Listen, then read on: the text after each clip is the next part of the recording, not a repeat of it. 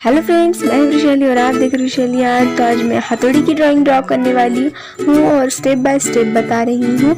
आप स्किप मत कीजिए, आप स्किप करेंगे तो आपको कुछ समझ में नहीं आएगा।